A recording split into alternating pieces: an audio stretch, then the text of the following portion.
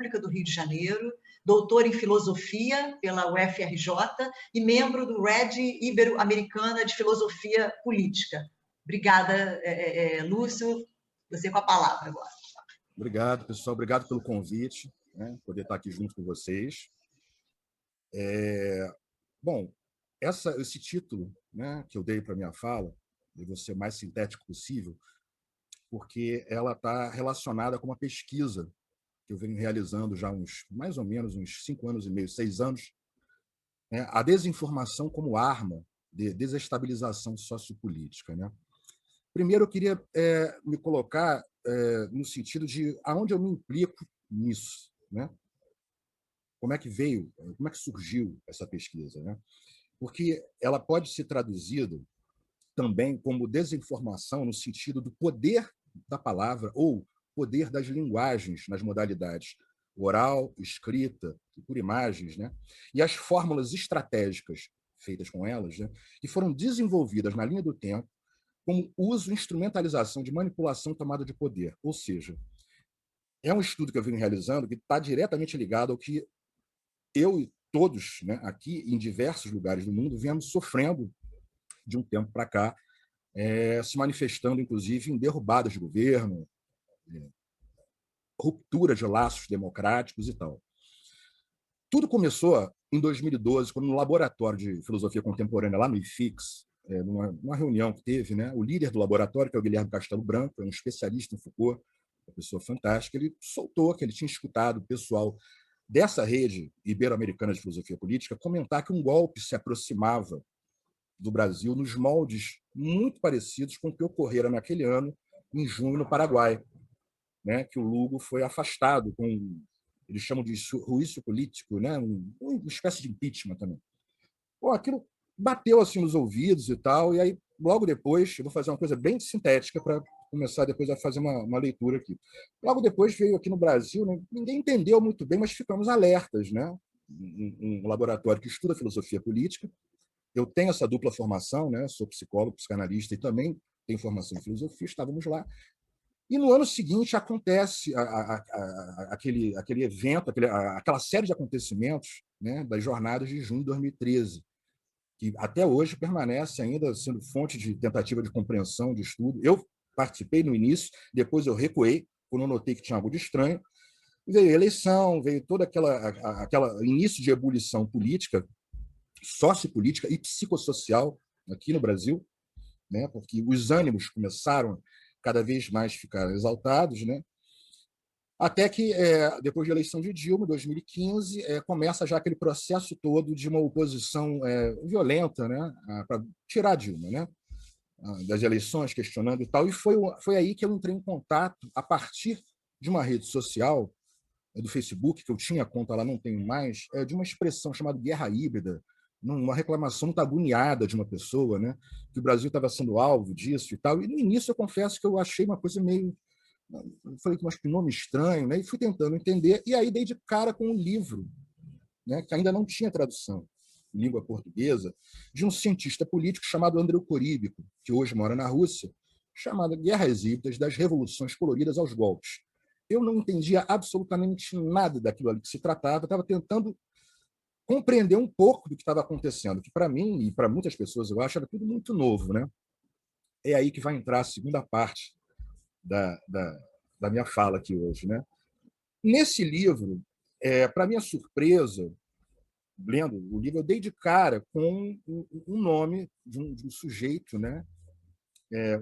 Um sobrinho do Freud, chamado Edward Bernays, e que, para o pessoal que hoje em dia estuda ele, e tem até naquela série da BBC, do Adam Curtis, Século do Eu, são 4 episódios, tem um episódio que é quase inteiro dedicado ao que esse cara aprontou. Muitas pessoas esquecem de um detalhe importante do nome desse sobrinho do Freud, nisso tudo que nós estamos vendo, vamos ver aqui. Que ele é sobrinho também de um cara, pela parte paterna, chamado Jacob Bernays, né?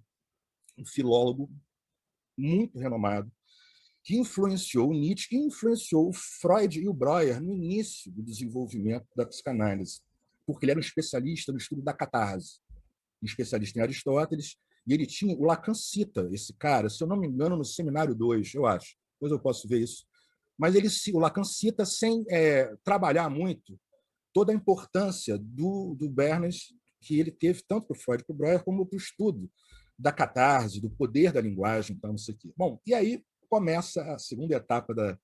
O que isso tem a ver com o texto, né? E tem muito a ver com o texto que está em tela aqui, que é o Psicologia das Massas, Análise do Eu, texto de 21, né? Eu vou fazer uma citação literal desse texto, que é do Freud, comentando, né, numa das passagens que ele faz isso ao longo da obra dele, o poder da palavra, né? O poder do discurso, o poder da palavra escrita também, para a gente ver isso, a repercussão disso na filosofia também. E o Freud, na Psicologia das Massas, ele diz o seguinte, numa passagem, que qualquer semelhança com o que vivemos hoje não é mera coincidência. A razão e os argumentos, na tradução do Paulo César, da Companhia das Letras, está na página 29, a razão e os argumentos são incapazes de combater certas palavras e fórmulas. Fórmulas aqui traduzem como estratégia, inclusive. Né? Elas, palavras, são proferidas com solenidade na presença dos grupos, e assim que foram pronunciadas, uma expressão de respeito se torna visível em todos os semblantes. Todas as cabeças se curvam. Por muitos, são consideradas como forças naturais ou como poderes sobrenaturais. A esse respeito, basta recordar os tabus, sobrenomes, entre os povos primitivos e os poderes mágicos que atribuem aos nomes e às palavras. Ainda Freud, né? A gente vê nas conferências de 16 e 17, que complementa essa passagem do texto posterior, que ele vai dizer o seguinte: em sua origem as palavras eram magia e ainda hoje a palavra conserva muito do seu velho poder mágico. Com palavras, uma pessoa é capaz de fazer outra feliz ou mesmo levá-la ao desespero.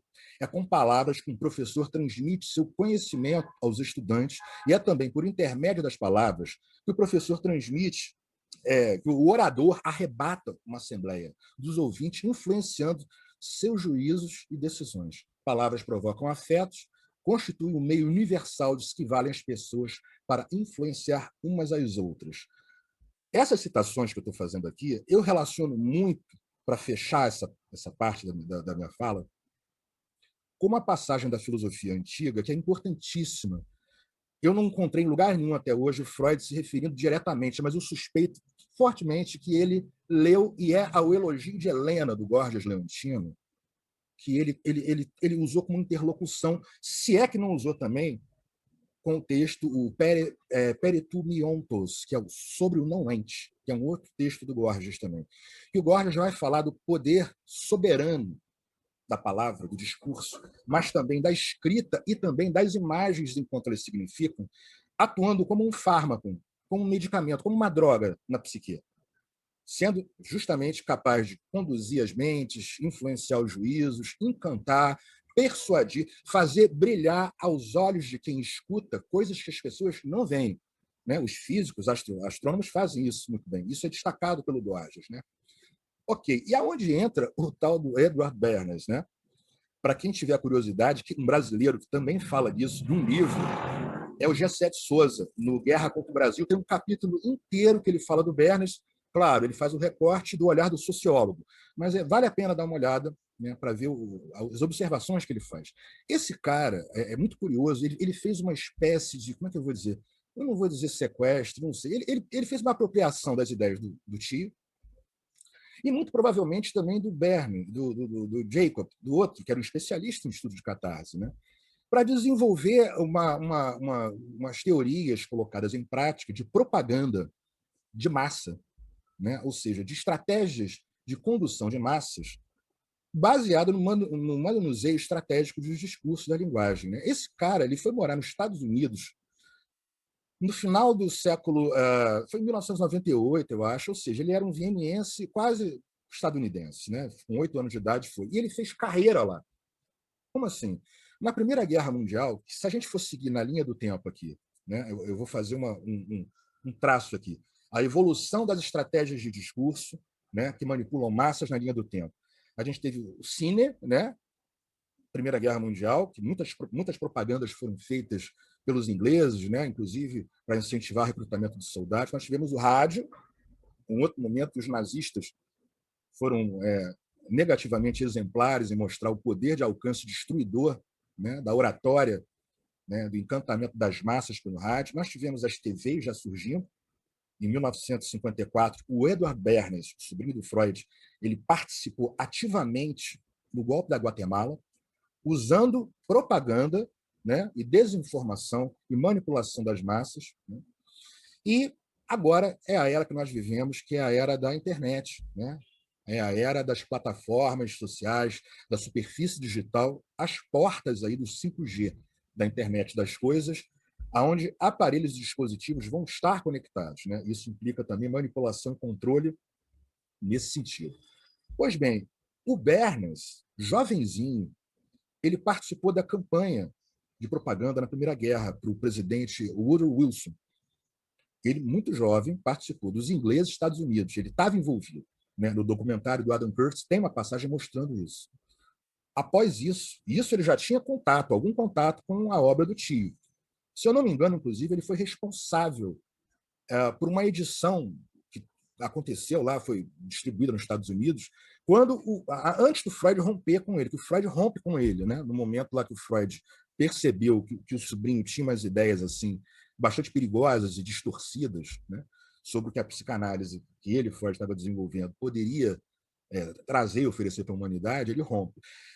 Mas aí o Bernays, depois disso, na década de 20, ele já vai trabalhar, ele sai desse trabalho fronteiriço da política com as forças de defesa, né? Trabalhou como propagandista na Primeira Guerra e vai trabalhar com o pessoal da área de comércio e propaganda.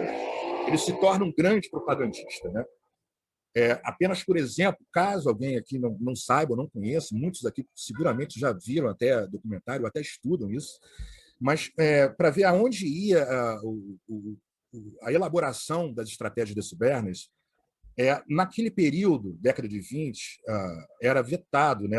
As mulheres não podiam votar, né? E também era muito mal visto as mulheres fumarem.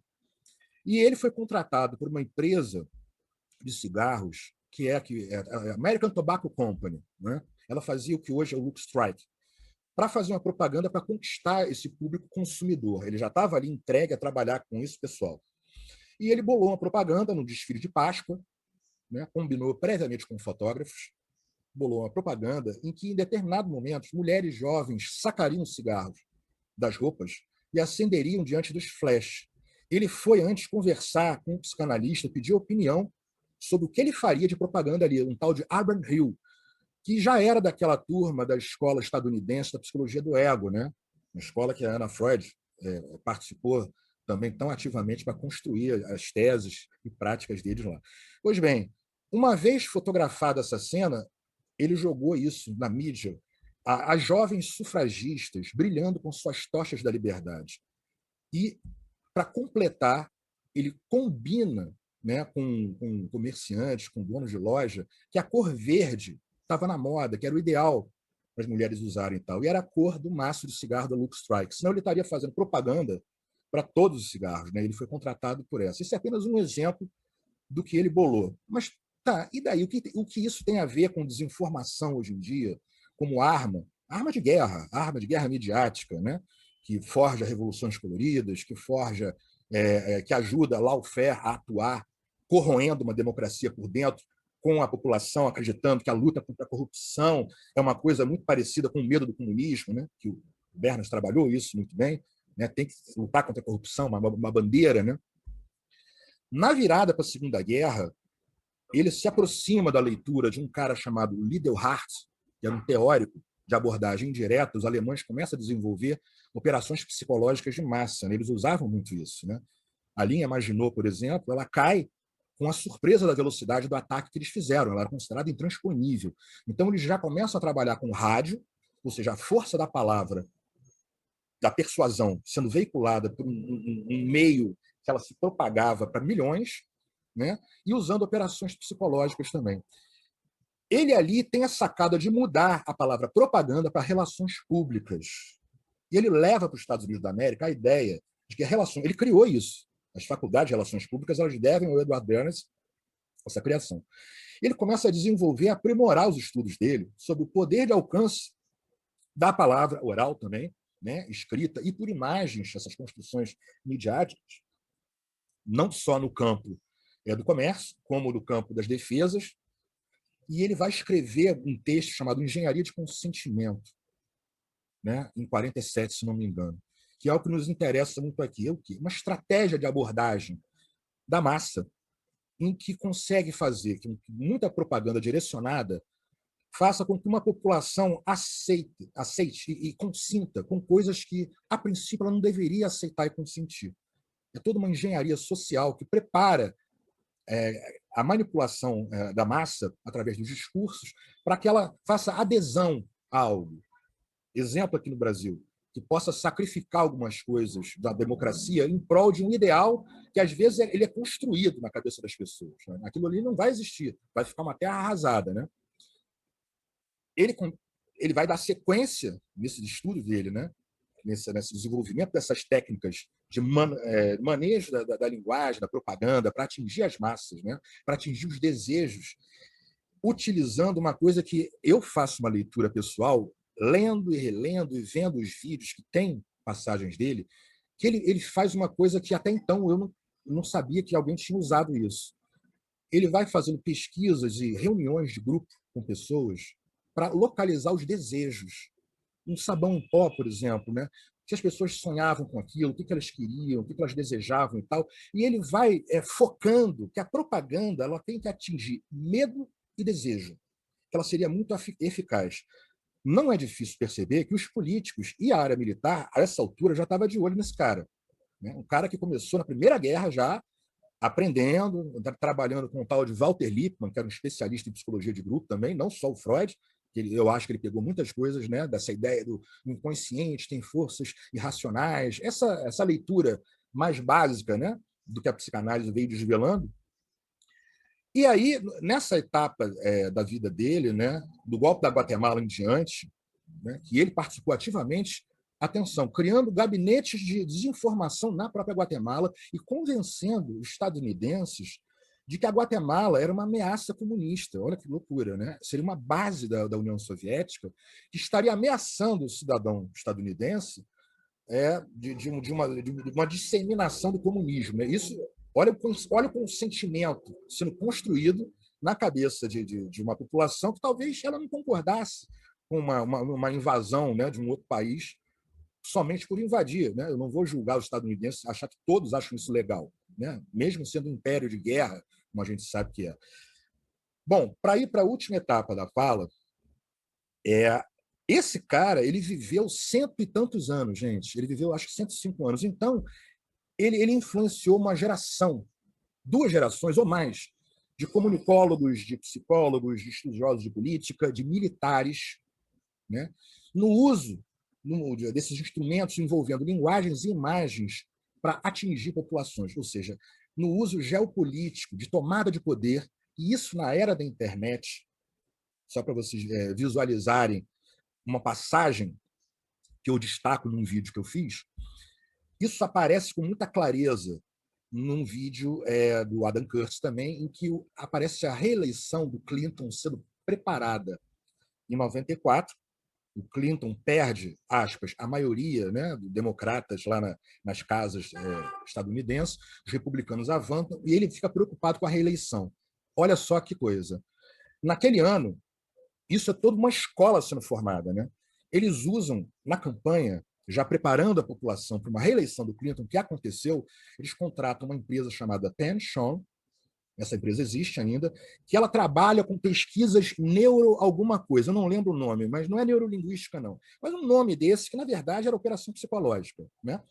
Para quê? Eles começam a usar na propaganda política, localizar com pesquisa de campo e uso da computação, porque a Microsoft já era cliente dessa Pension, ou seja, para armazenar muitos dados, para poder fazer mapeamento e, por exemplo, atingir um público-alvo, como a propaganda política, que fizesse com que aquele público aderisse àquela ideia e pudesse ser manipulado para votar naquela pessoa ou para temer um outro candidato.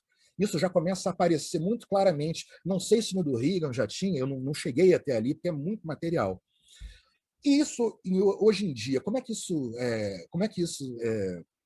se materializa nessa nossa paisagem, né? Ou nessa radiografia que eu estou compartilhando aqui com todos vocês.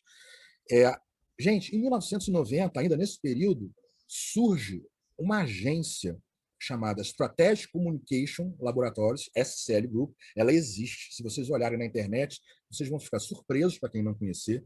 E eles vendem o quê? Eles vendem programas estratégicos de operações psicológicas de influência para trocas de regimes políticos e para influenciar em eleições. Eles têm um portfólio online de dezenas de países que eles atingiram porque eles têm um know-how. Atenção, 1990.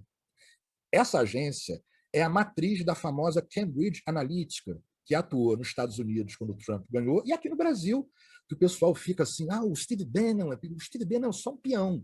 O Steve Bannon, ele é um produtor de mídia de extrema-direita, né, que foi contratado, pago pela Cambridge, que é a filial dessa SL, para atuar. Ou seja, ele não é o perigo em si. Essas agências que detêm esse know-how de manejo dos discursos, propagandas escritas e por imagem, estratégicas, e hoje em dia, com esse enorme, gigantesco banco de dados, inclusive por espionagem, né, que a gente veio a saber com as denúncias, por exemplo, do Edward Snowden, ou daquele que está preso, sofrendo horrores na Inglaterra, né, o Julian Assange, né, todo esse material sendo usado para atingir nações, obviamente, visando tomar os seus recursos, dominar a sua população, colocá-las de joelhos, né, afetadas, como nós estamos aqui, as pessoas estão... O Brasil está passando por um problema gravíssimo e outras nações também. Psicossocial, eu vou além do sociopolítico, embora esteja no título, né, mas é psicossocial. As pessoas foram atingidas com uma campanha extremamente agressiva, né, de propaganda midiática e com ação interna, né, de atores infiltrados, né, que levaram o país a estar numa condição dessa, para muitos e muitas vezes uma condição assim quase que inacreditável, né, de terra arrasada, né. Então, gente, deixa eu ver aqui, tomar conta do tempo. Então, o que eu trago assim de contribuição, né, essa pesquisa está em andamento. No início foi muito solitário, né, porque à primeira vista, hoje em dia, guerras híbridas já é um conceito mais ou menos conhecido. Não sou o único que trabalha com isso. O Gessé de Souza é um também, então eu não estou sozinho nessa, né, enquanto psi e filósofo. É uma coisa complicada, a gente necessita de tempo para se aproximar do poder de alcance da palavra, e eu estou aqui usando palavra, mas estou falando das linguagens, né? Inclusive no campo da semiótica, tá? Usando símbolos, índices, ícones, só para fechar um exemplo depois aqui. Então, isso é muito novo ainda, e eu não vejo outra solução, né, enquanto limitados, humanos, que a gente tenha um pouco de paciência e doçura, né, com nós mesmos. Vou pegar emprestado a palavra que o Carlos Eduardo usou no início, a doçura. Eu acho que a doçura tem que estar presente quando a gente tem que aceitar uma situação terrível dessa e que não dá para entender e dominar defesas e contragolpes com rapidez. A gente primeiro tem que entender essa dinâmica toda, inclusive com tanto poder sendo usado para tomada de poder, de uma maneira nova, né? Milhões sendo atingidos simultaneamente, uma população inteira sendo persuadida, né? Uma massa ser conduzida. Eu faço parte do grupo que não crê que todos que estão assim ensandecidos, meio desorientados, defendendo desgovernos que são fascistas e tal. Eu acho que teve muita gente aí que são solitários políticos, não tem formação nenhuma, e aí foram influenciados, passou a acreditar que tal governo, em 2013, aquelas manifestações de junho, elas deram a entender, acabaram dando a entender que aquele governo não era bom. Teve muita gente que entendeu isso. O povo está indo para a rua porque o governo, por exemplo, de Dilma não era legal. Eles entenderam isso. Então, é isso, gente. Eu trago assim como contribuição, talvez para alguns novidade, para talvez muitos não, né, de como que um recorte da psicanálise, né, na sua nascente, lá nos textos iniciais, aonde é marcado o poder de alcance da linguagem para manipular as massas, né, e para conduzi-las e para dobrá-las, né, manipular no sentido de colocá-las de joelhos, né, sem reação. Como isso foi utilizado por um sobrinho do Freud, próximo, muito próximo dele, né, e ele fez escola. apenas para dar um outro nome de um militar que usou isso, ele aprendeu com todas essas décadas de aplicação da tal das relações públicas no campo da política, né, e da geopolítica, é o Richard Safransky.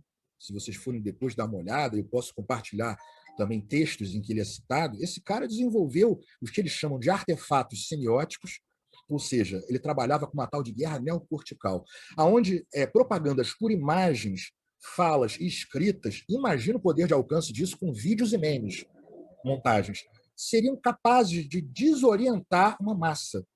Para quê? Para administrar percepções, Facebook faz isso exemplarmente, as redes, Twitter, para confundir e atrasar a capacidade das pessoas de entender o que estava acontecendo para poder decidir e tomar uma ação, uma reação. Exatamente para deixar a população uma espécie de torpor. A gente vê isso muito hoje em dia, numa ala, por exemplo, no governo, né? Daqui acontece muito, em que simula brigas internas que não existem. Um dia afirma uma coisa, no outro dia nega, anula o discurso e vai preenchendo todo o espaço de fala e de debate e, consequentemente, o espaço da escuta, né? Porque se você inunda o espaço da fala, você atrapalha aí também. E o mais espantoso é que isso tudo, né, que eu estou compartilhando, isso é estratégico. Tem pessoas que estão estudando isso há décadas. Né? Essa agência é um exemplo. Eles vão para 30 e poucos anos de know-how de venda de serviços de operações psicológicas e de influência, entendeu? E, para encerrar... Desculpa, Lúcio. No início, eu via pessoas torcendo, pessoas de esquerda, né, torcendo pelo vice, porque o vice contradizia o que o Bolsonaro falava. Né? Então o Mourão, então ele é ótimo. Isso, Carlos. Perfeita observação. Eu não estava citando o nome, porque são tantos exemplos. Esse é exatamente um dos que eu tenho em mente. Foi mais de uma vez isso, viu? Por mais de uma vez o Mourão vem a público falar alguma coisa daquelas óbvias, né? Que ele solta uns negócios, as pessoas acham que é uma pérola, mas que contradiz o Bolsonaro e ele consegue, olha que loucura, ele consegue com o que ela fala, trazer para o lado dele pessoas que jamais estariam do lado dele, né? Lembrando de 2015, por exemplo, quando ele saudou o Ustra, né? Ele foi desalojado do cargo dele no governo de Dilma, jamais estariam, e diante daquela situação, olha só como é possível fabricar essas situações. E esse é apenas um exemplo, gente. Essa galera, o que eu quero dizer é o seguinte, essa turma que aí está, eles compraram, entre aspas, eles aprenderam esse know-how, e eu insisto, isso não é o Steve Bannon. Acredita em mim, o Steve Bannon ele é um peão. Isso é um know-how de um batalhão de profissionais que trabalham em agências poderosíssimas, que têm o poder de alcance enorme da informática, das tecnologias, tem profissionais da área psi, que conhecem psicometria, que conhecem quantificação de dados, junto com analistas de sistemas. Então, é uma química que deu nesse know-how aí, né? nesse know-how, nesse tipo de conhecimento para a tomada de poder. Né? E a psicologia das massas, né? Só para fechar agora mesmo, ela é uma obra de referência. O Bernas não cita, infelizmente, eu não encontrei, seria genial que ele, pelo menos para pesquisa, para entender melhor, em que passagens, né? Mas não teve. O Freud rompeu com ele quando ele propôs ao Freud escrever um artigo para uma revista estadunidense mostrando a mulher, resumindo, mostrando que a mulher ela tinha uma mente que era do lar. E aí o Freud não aguentou. O Freud, né, rompeu com ele. Falou que ele é pirado, por aí. Que ele jamais faria um artigo bizarro desse e tal. E aí eles romperam. Mas isso, se eu não me engano, já era a década de 20. Né? Então ele bebeu um pouco nessa fonte, encontrando o tio nas viagens aos Alpes, mandando pacote de charuto. E o Freud, muito provavelmente, retribuía, né, com dica. O Abraham Hill, né, que eu dei o exemplo aqui, um psicanalista da escola estadunidense, mas que esteve com Freud, né? Aconselhou ele, não, você usa a propaganda do cigarro para pegar as mulheres, o cigarro é um símbolo fálico. Ele falou isso. Né? Então, olha que loucura, isso entrando na área da propaganda e do marketing político. Né? Daí, eu acho, dá para entender um pouco melhor, né, como que esse tipo de estratégia envolvendo linguagens atinge tanto a população em medos diversos, né? Pode ser aqui só um exemplo de mamadeira de piroca, de kit gay, ou em desejos, que também pode ser uma mamadeira de piroca e kit gay, também pode, entendeu? Mas como que eles vão no nervo? E, gente, tudo catalogado com tecnologia de dados, datas, gostos, os cliques, os algoritmos funcionando a serviço. É um poder de alcance imenso, entendeu? Então é isso, para não romper aqui a questão do tempo, tá? Se eu avancei um pouco, peço desculpas aí, mas o que eu tinha hoje para trazer era esse personagem, né? E que a gente possa avançar mais, tá? Nesse estudo, para entender melhor essa... Tá? Isso. Obrigada, Lúcio. Fundamental e necessária. Obrigado, né? Lúcio. A sua fala. Super obrigada. Né? Então, eu titulei, né, a minha fala das massas aos rinocerontes, mas esses rinocerontes não brincam.